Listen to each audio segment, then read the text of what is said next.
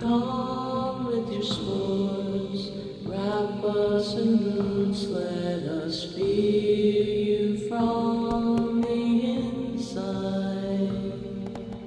Here, here, here,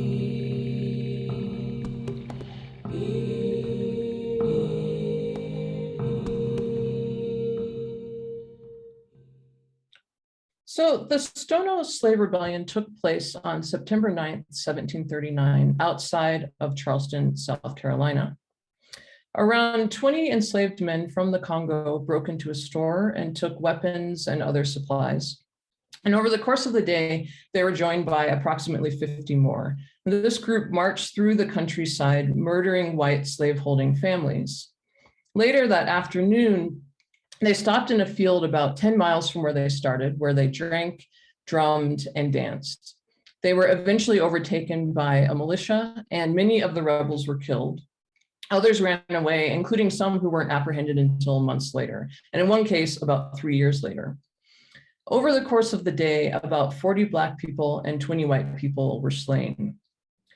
So this was the largest slave insurrection in British North America and led to the instantiation of the 1740 Negro Act, a set of slave codes that significantly curtailed Black activity and paved the way for plantation slavery in the US as we've come to know it. It also banned Black people from having or playing drums. And this was forever altering the course of African-American music and distinguishing these forms from sister traditions throughout the Caribbean and Latin America. The written record on the rebellion is quite limited, with only a few contemporaneous accounts. Those existing accounts that were mainly written by white men with their own agendas for telling the story. So as we're looking at these primary documents, you have to read critically through the political specifics of each account, as well as the general ignorance of African-American and Congolese cultures as presented in them. Both these primary documents and subsequent scholarship is also mixed with conjectures as to why the rebels took the actions that they did. So one common theory is that they were escaping to Florida. At this time, Florida was a Spanish colony, and there was a conflict between Britain and Spain. And so there was word going around that if an enslaved person could make it to Spain, or the Spanish colony in Florida, that they would be granted manumission. And there actually were a number of documented cases of slaves finding their way to Florida and then being able to set up life there. So one thought is that part of this march was to get to Florida. However, there's no definitive answer. And that is the central question of my piece. What is it that was compelling them to take the actions that they did? But with these documents being limited, how do we actually gain more insight into the why of what they were doing? Where were they going? Why did they stop? How might we explore the multiple motives that might have driven those involved versus a single linear narrative? And this is where I decided to turn to the world around the rebels and query what that might offer as insights into the insurrection. So that brings us to this piece, STONO, an audio ritual. I've been calling it an audio ritual because it's conceived as a space of ceremony specifically meant to help us open and connect to the beyond human world. It also tells my story of coming to engage the STONO events and the surprising story that emerges as I immersed myself in the beyond human aspects. The piece consists of songs, spoken narrative, and field recordings I made in locations in which the STONO rebellion took place in South Carolina. Musically, it combines multiple African diasporic folkloric forms, including ring shout, bomba, rumba, and bata drumming. And these are all traditions that were forged amidst the experience of enslavement in the Americas. And they share aesthetic elements across colonial geographic borders. So some of what this piece is doing is invoking and reestablishing these relationships. Thematically, each song is sung from the point of view of a different beyond human entity, speaking to the human rebels, encouraging them, posing questions, or offering warnings. So the full piece is premiering on June 19th, Juneteenth, in the National Queer Arts Festival. I'll share more details at the end about that, but you all get to hear a preview of the piece today. And we're going to start with another part of the same song that you heard a second ago that opens the whole piece of STONO. And this is a song that's sung by Mushrooms. And you'll also hear a little bit of spoken narration from me in this clip.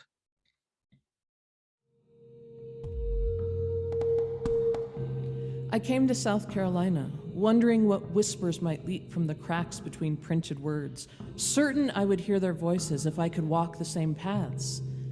This time I was met with cars, birds, mosquitoes, a train, young grasses and old rice fields, and mushrooms everywhere. Colors, shapes, and sizes exceeding the most detailed guidebooks. Mushrooms looking at me, singing to me, making old stories new and new stories old again. People may say that we died here today, a great and distinctive tragedy. But here on the ground, it's a different sort of sound. The worms and stones tell a different story. What are the stories of STONO? So I want to turn now to talk about some of the guiding concepts that are supporting STONO as a work. And there's three things I'm going to touch on. First, just what is the beyond human? I've been saying that a lot now. So what does that mean? How do humans relate to the beyond human, or how might we relate to the beyond human? And then the beyond human in relation to social justice questions and issues. So let's start with just what is the beyond human? In his book, The Spell of the Sensuous, ecologist David Abram coined more than human as a way to talk about people as embedded in the broader natural world versus in opposition to it. And I've chosen to use beyond human to mean more or less the same thing as a counterpart term. This is from my colleague and friend Cecilia Lucas. And I prefer beyond human in its emphasis really on the smallness of humanity within this larger whole. Abram draws much on longstanding indigenous animist teachings, animism being the notion that all other beings and things have their own life force. He also talks a lot about humans as sensing animal bodies that have the ability to directly communicate with these other forms. His work is really a call to humans to re-engage with these parts of ourselves and the broader world. So once I settled on exploring the beyond human in STONO, I went back through all of the primary documents about the events and also many secondary sources, and noted the presence of other entities in the story. So here's a little map I drew of these entities, just as I was trying to keep track of who these characters might be in the piece. I also spoke with various people that I interviewed or just casually chatted with about what beyond human elements they thought seemed crucial to the events. Finally, I have made now several trips to the STONO area in South Carolina to conduct field work. Most recently, this past October, I went to locations or areas that were key to the rebellion events, sat in ceremony, and made audio recordings. Being in the spaces was really important to me because while there are many changes that have taken place in the landscape there in South Carolina since 1739. There are also entities like rocks that were present then in 1739 and that are still here. So they are direct witness to some of the events that took place. So ultimately, I arrived at the characters for the piece, including natural elements, old and new, like mushrooms, water, the ground, spiritual entities such as ancestors and the Congolese Virgin Mary, objects like documents, alcohol, guns, and drums. And so we'll get to hear more from some of these other voices in a little bit. So let's turn now to how we might relate to the beyond human world. In current ecological justice conversations, a number of voices advocate for humans to learn how to listen and perhaps dialogue with the beyond human. In Pharmaco AI, which is a book that was co-authored by a human and an artificial intelligence, the writers suggest humans need to learn the language of plants. They say, how can we as humans expect other species to share their land and our planet with us when we don't respect their way of communicating? You can talk to plants. They are not mindless objects. They have a consciousness. We have to learn to appreciate the natural world for what it is and not what we want it to be. So this is not a new thought, and it is a key tenet of many traditional cultures. But I find it interesting that this is an artificial intelligence who is bringing this to light from its corpus of information that it has to draw on. So when thinking about this topic, it's interesting to note that this is the way that stood out to think about approaching it. There are also numerous scholarly and popular critiques detailing ways that Western modernity, capitalism, and colonialism have severed ties between humans and the rest of nature. So I see STONO as a piece meant to help listeners open up the space for learning new languages through a process of interspecies ethnography. Ethnography being the study of humans and culture. And so I'm taking this and extending it now to the beyond human. Much of my scholarly research in the past has been on interracial and intercultural engagements amongst human artists. And at the crux of these studies was not simply an analysis of fusion aesthetics, appropriative dynamics, or racism, although that was part of it, but really was taking a close look at how artists were co-navigating this complicated terrain in collaboration. I really feel like STONO is building on this previous work, not offering answers for how to engage with the beyond human, but instead creating a space to mutually explore this dialogue. So a big part of this process was using other modes for engaging the beyond human, beyond typical ethnographic methods. For example, after significant background research on the STONO events and locations, I consulted spiritual teachers and friends on how to better connect with the beyond human in the sites that I was visiting. So I want to also send a shout out to the Bakitas in the room for the conversation we had leading into some of that. My engagements in the spaces in South Carolina began with making offerings, seeing who might desire to speak with me, and also asking permission to share what was told to me. I didn't do any of the audio recording at first. I made the offerings and waited until I got a clear message to begin recording. Another thing that came up in a preparatory session I did with elder and healer Brenda Salgado was using music as one of the offerings that I was making, especially with the drum.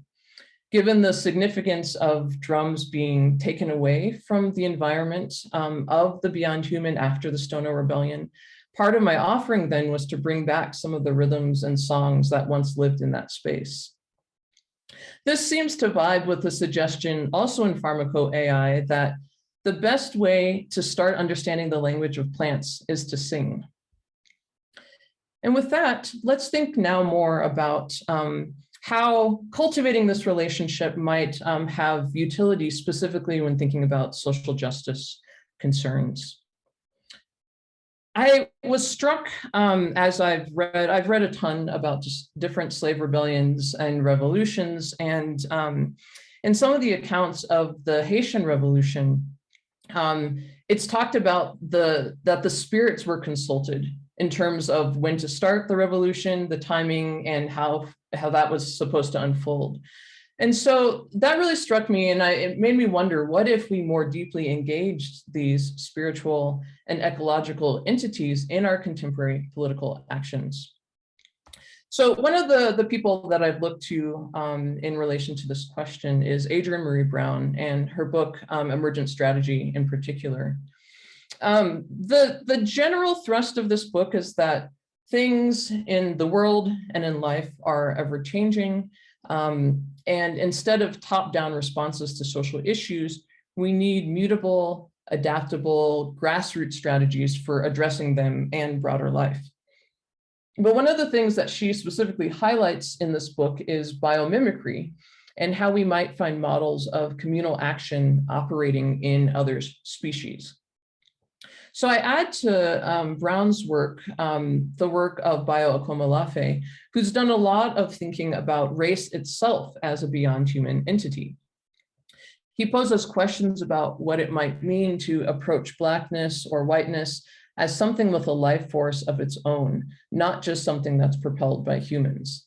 He asks, what if the racializing agent is not singularly human or just a social construction, but a flow of material semiotic practices that engulfs, shapes, constitutes humans together with trees, stones, stories, concepts, and the world. Perhaps the world around us, the environment, pulses with the question of race.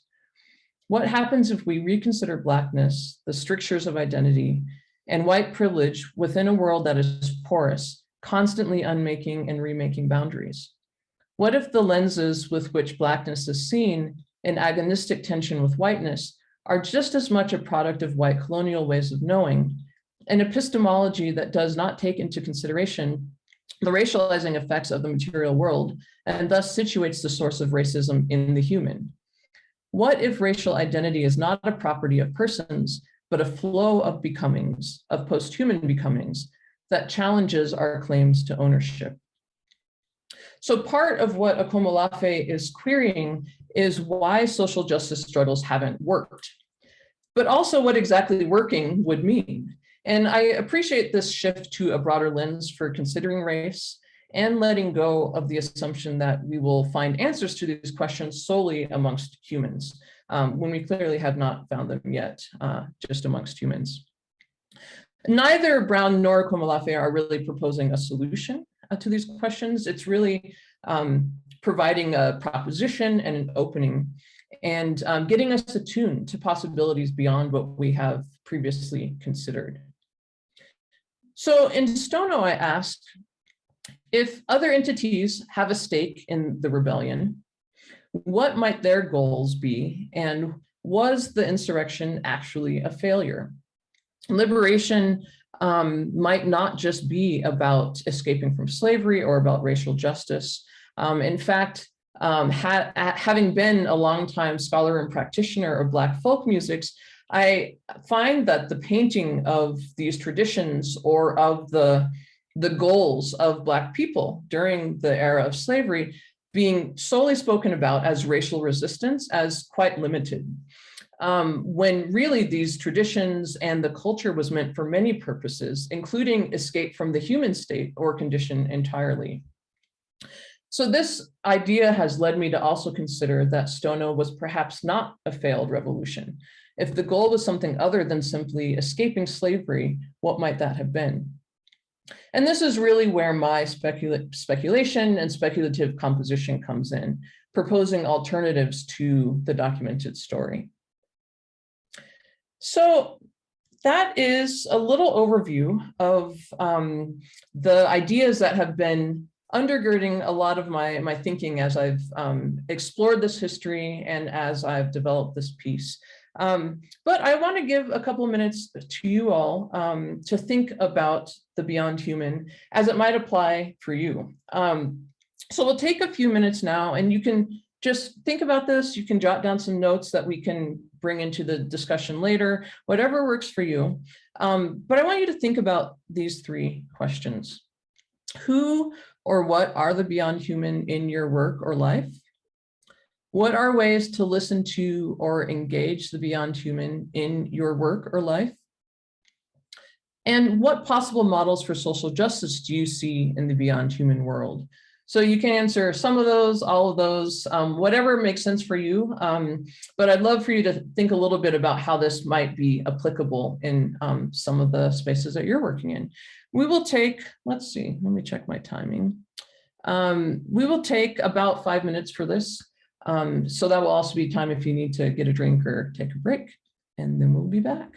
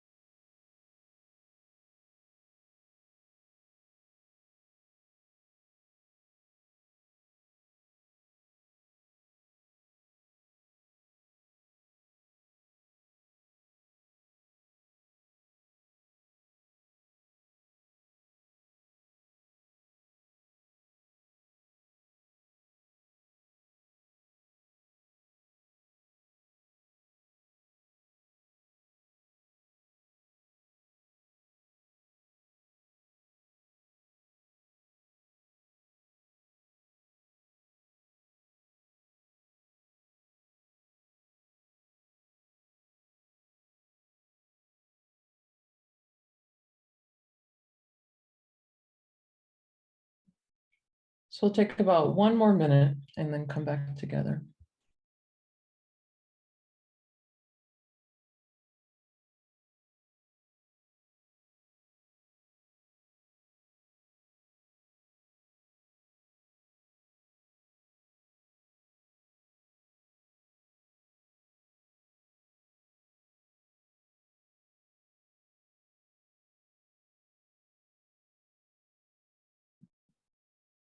All right. So we'll have some time to talk after if there's things that you want to bring to the group that came up for you. We're going to jump now into an exercise. And this is, before we dive deeper into STONO the piece, I want to do this exercise to get us attuned to the beyond human around us right now. We've thought about this, we've talked about it, and this is a chance to actually experience it. So in Becoming Animal, which is another book by David Abram, he offers language for traditionally oral peoples is not a specifically human possession, but is a property of the animate earth in which we humans participate. the power of language remains first and foremost a way of singing oneself into contact with others and with the cosmos. So this practice that we're going to do, I call echolocation, and it's something that I've been developing over the past year or so to feel into this other way of using our voices, both with speech or with singing, or something entirely separate from those, as a way to learn these new languages of the beyond human.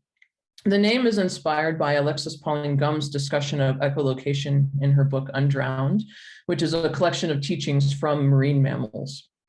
And so echolocation is this way of sending sound out that marine mammals use to locate themselves in relation to others and to their environment. I also like to think of this type of making sound or sounding as measuring depth. So feeling into bodies around us and their interrelation. So what if we approached using our voices or our bodies less as representing what's around us or expressing ourselves, and more so about reaching out to connect and dialogue with the world around us? So that's what we're going to practice a little bit with echolocation. So as we go through this, I'm going to give gentle prompts as we go to help us transition through the stages of the practice, or if you get stuck. So I'll speak these, but there'll also be bullet points up on the screen, and whatever the bottom one is, that's the one that we're on for that minute. With that said, there's no wrong way to do this, so don't worry. Also, if you're in a space, if you can be in a space that you're able to make sound or that you can feel comfortable doing that in some degree, I encourage you to get there now. Also, if you don't want to make sound, you want to listen, that's the central thing that we're doing anyway. So we're going to start muted, and then you'll be focused on yourself in your space. And then at a later point, if you choose, I'll ask you to unmute and start engaging with each other as well, if you choose. And just as an access note, especially if you're listening on headphones, once we get to that unmuted place, there can be big or surprising sounds, just depending on what people bring forward. So if that might be too intense for you, maybe listen through speakers or at a lower volume. So let's begin. We're going to start muted again and get into a physical position of your choice, whatever feels comfortable for you.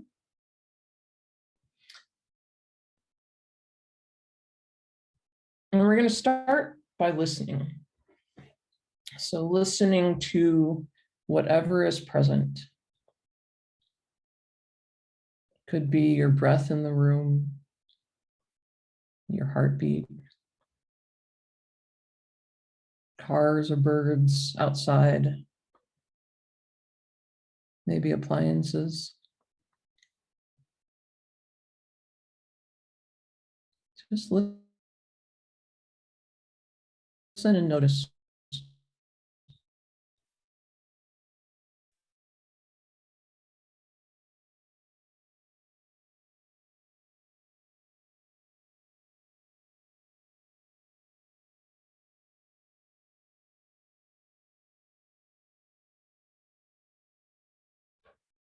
Once you feel like you have an inventory of the sounds that are there, try listening even deeper. What sounds are hidden between those other sounds that you identified?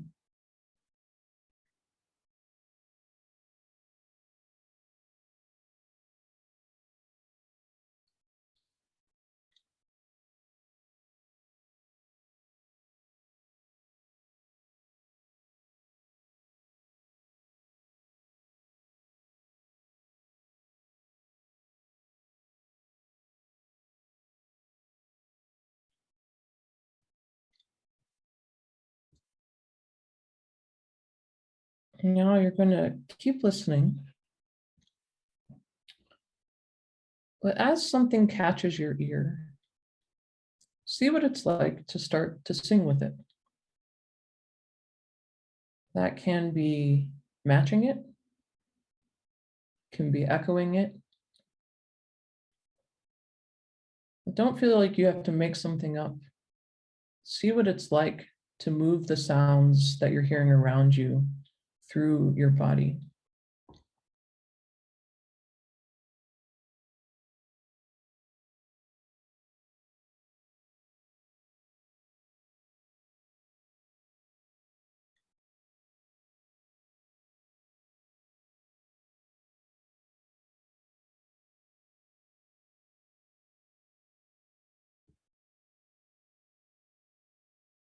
So who is speaking in your space to you?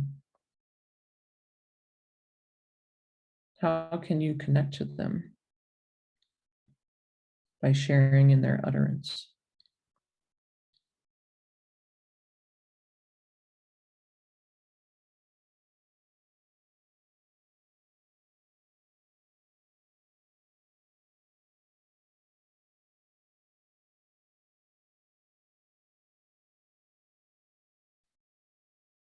Maybe you spent some time with one sound and you want to pick up and see what it's like to voice a different sound that's in your space.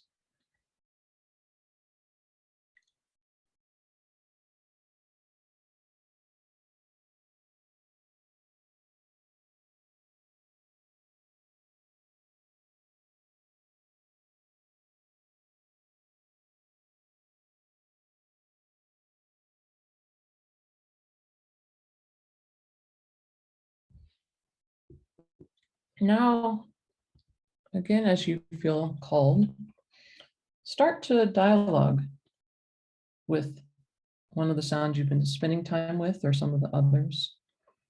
You can respond, converse, counterpoint. Be thinking about taking in the sound and sending it back out. Taking it in, sending it back out.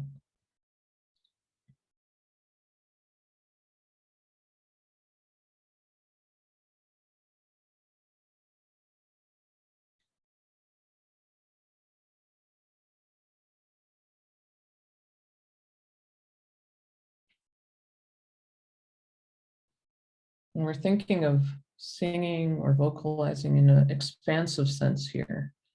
It can be notes, but it can also be gasps or grunts or body movement that's silent.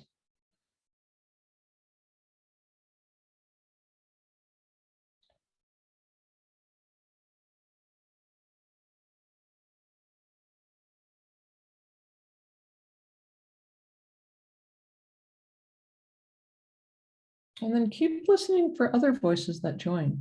Who's new now in the space? Try responding to their contributions. Who else do you hear?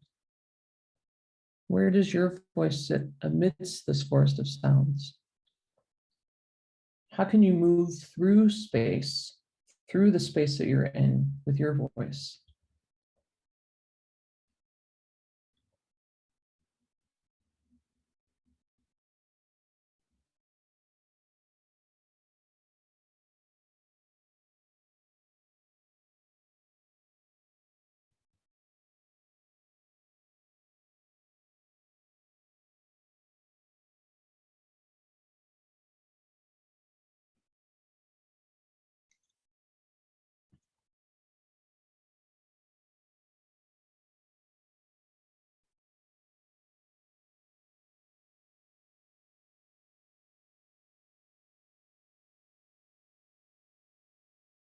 And now, as you would like or you feel comfortable, feel free to unmute.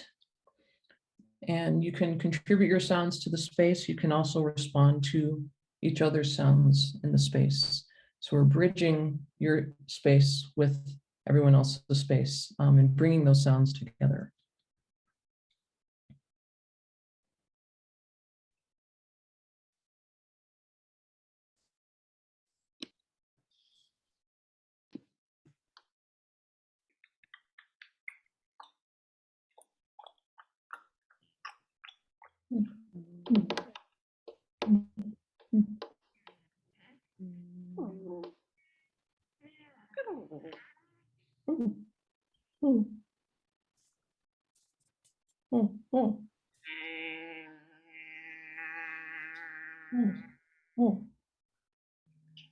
Oh, oh.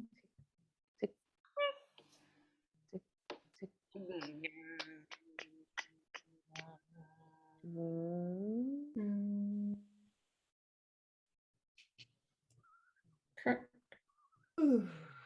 Correct.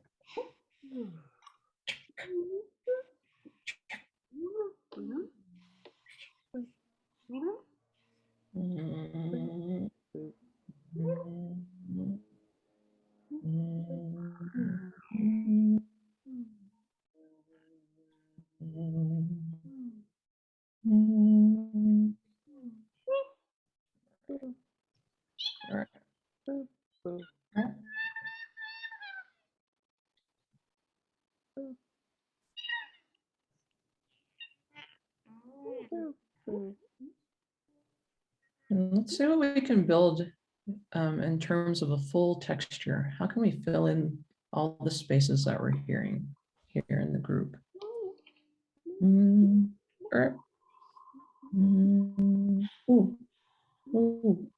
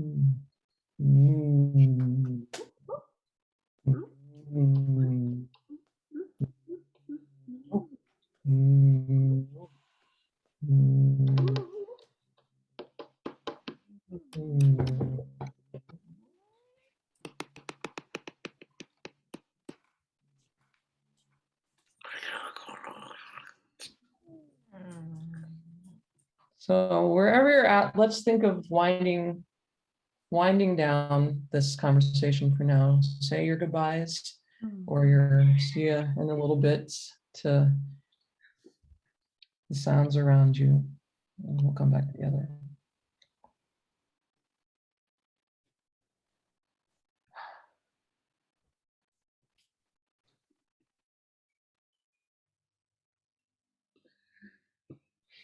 All right. Thank you all for being game for that.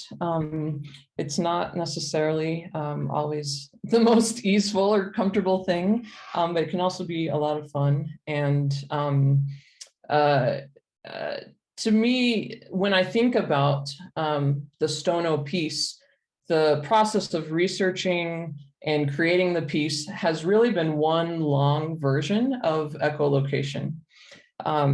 And in all of its beauty and in all of its fumblingness, I'm listening, I'm calling out to things around me, I'm mimicking, I'm expanding my voice in new and awkward ways.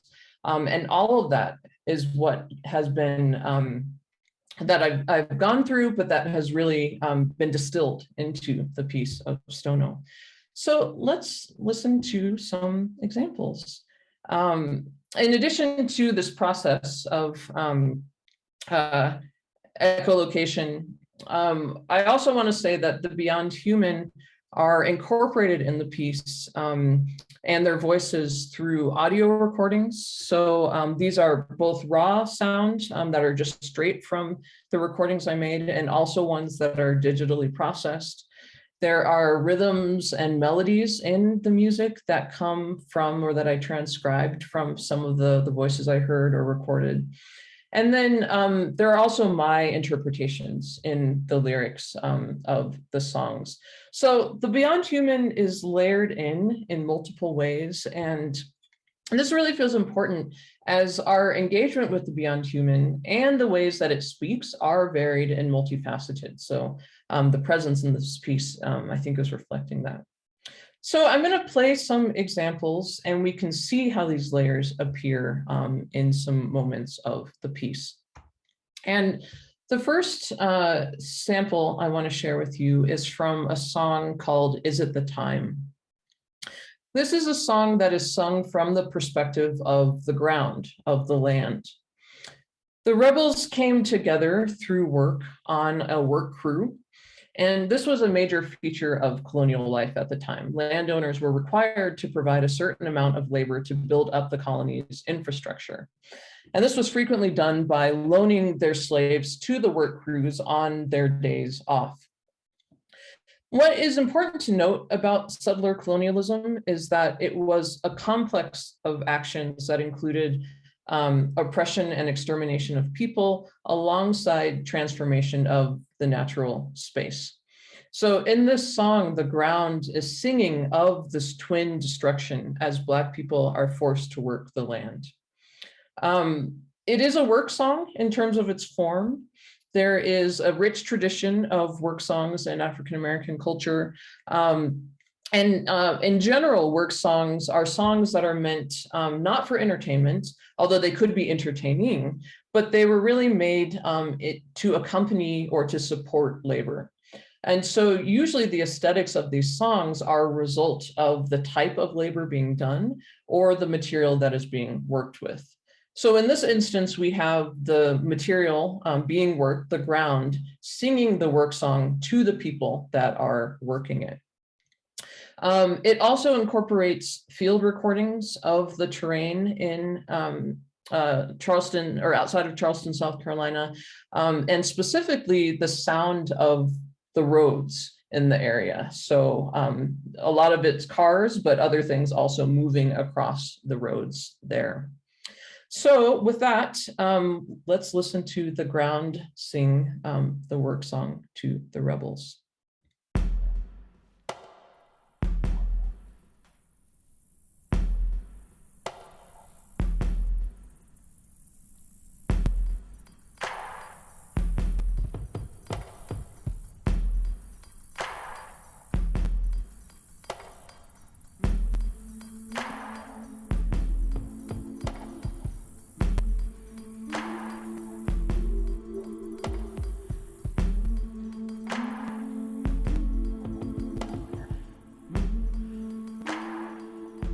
The rebels came together on a public work crew.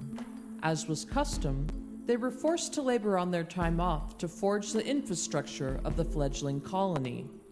They built a road or dredged a trench, despised work, but it made space to listen to the ground. Work all day in this land unknown, sold out by our brothers in Africa's soil.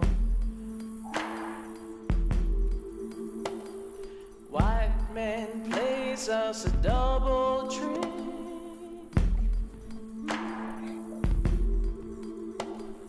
Break your back to cut me to the quick.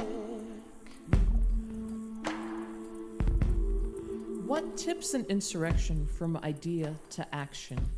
Day in and day out, knee-deep in the earth, sweat joining mud as they tear apart dirt and root. The work brought the men together to conspire. What did the land propose to them? White folks sick with yellow fever disease. Oh, my soul, nothing yet brought them to their knees. Oh, my soul, tensions high and there's talk of war. Oh, my soul, what else are you waiting for? Oh, my soul, is it the time? So one thing that's interesting to note is that the rebels were from the Congo relatively recently. So they would not necessarily have sung in this way, which is from really developed over several centuries of African-American work and cultural life. So some of what I'm also proposing with this song is that this is actually a way that the land knows how to sing, that the land has taught people how to sing in this style. And that's something I'm carrying through a number of these pieces as well. What if humans were actually being informed in their music making by the world that's surrounding them? And that's really applicable in the case of a work song, again, as I said, in which the style of labor and the material does very much influence the aesthetics of the music. The next piece I want to talk about is called Spirited Liquors. And in a similar fashion, this is a drinking song that is sung by gin. And the aesthetics of this song are a nod to the Black string band tradition. There's a key element that gets mentioned time and time again in accounts of STONO, and that is that the rebels seized alcohol and were drinking during their march and their stop in the field. Alcohol, or the giving or selling of alcohol to Black people, was then banned in the 1740 Negro Act. So it was seen as really an inflammatory element of the rebellion. Now, in colonial society, alcohol played a major role in terms of health due to poor water quality.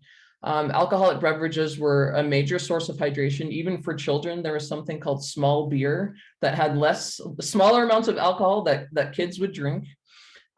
So I've wondered first about what it might mean to not have ready access to this clean source of hydration. But also I've thought about the seeming utility that alcohol might have provided for people in terms of relief from the particular asks of colonization.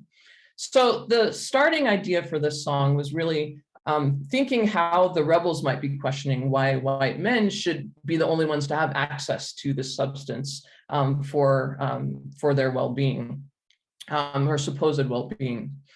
At the same time, I also was thinking about how alcohol consumption is important in many spiritual activities. And so perhaps the rebels were not just drinking to check out, but also to connect. So this example starts actually in the drinking song and then opens up to the space of ceremony that emerges once the alcohol is consumed. So we're going to hear the cusp of those two pieces. So this is Spirited Liquors, sung to the rebels by Gin. Now, who's been growing sugar? Us! Corn and wheat and rice? That's us! So don't you think it's only fair you collect your liquor spiritus? Yes!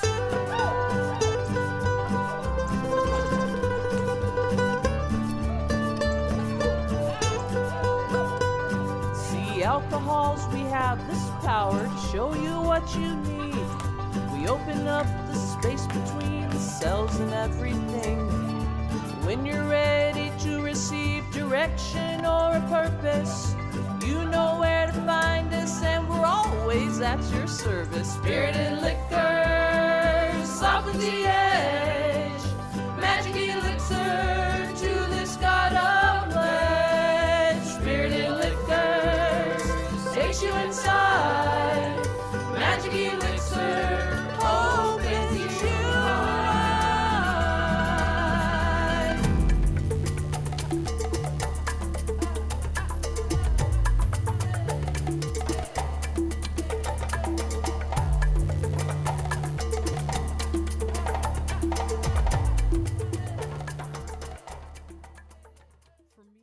And where that ceremony goes, you'll have to come on the 19th and find out.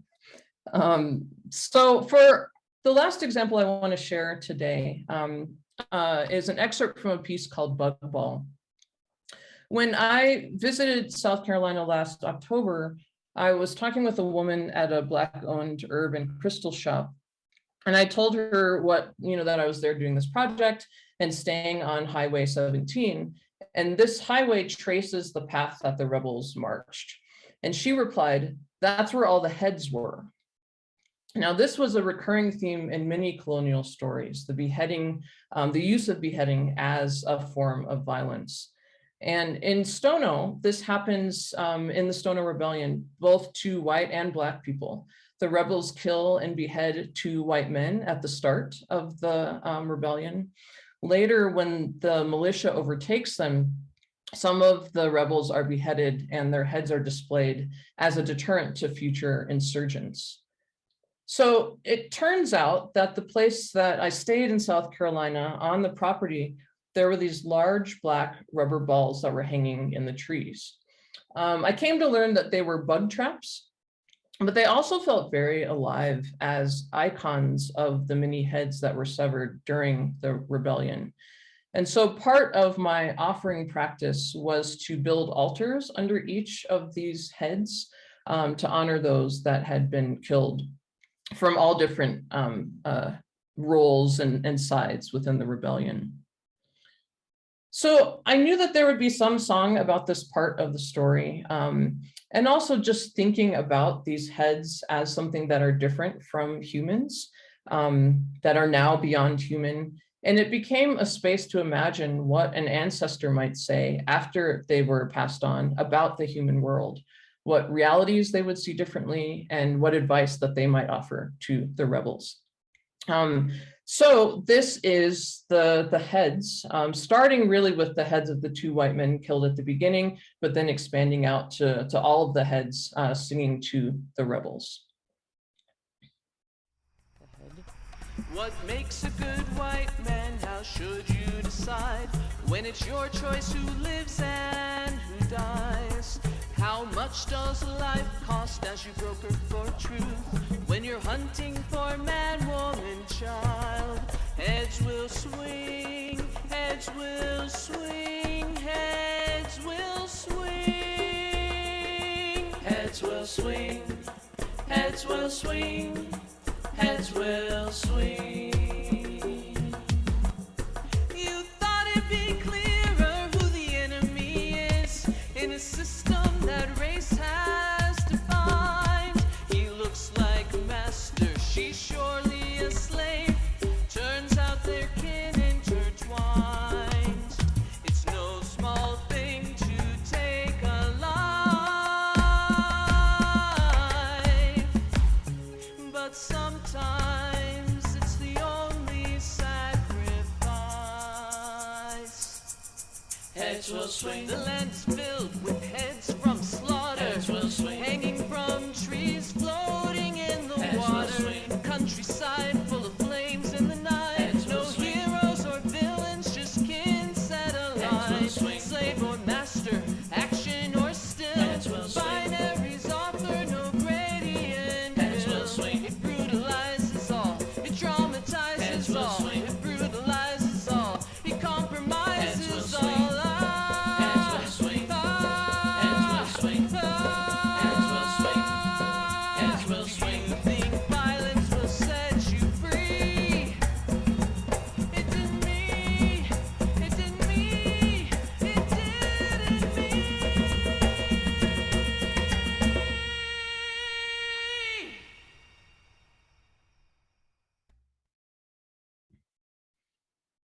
Okay. So that's all the time that we have for now. I would love to share the full piece with you all. As I said, it's going to premiere June 19th at 12 noon Pacific time, 3 p.m. Eastern time. And it will premiere at this festival, and then we'll be streaming after that on the Destination Freedom podcast and radio show. You can go to my website here, tcarlisroberts.com/stono for details. I'll also drop in the chat in a second a link to get tickets to the National Queer Arts Festival. That is a free show also. So please, if you're interested in hearing more, I'd love to have you there at that event. As we move into the cluster discussion and reflection, I would love to hear anything that this has generated for you in relation to the piece or your own work. And thank you so much for your presence this evening.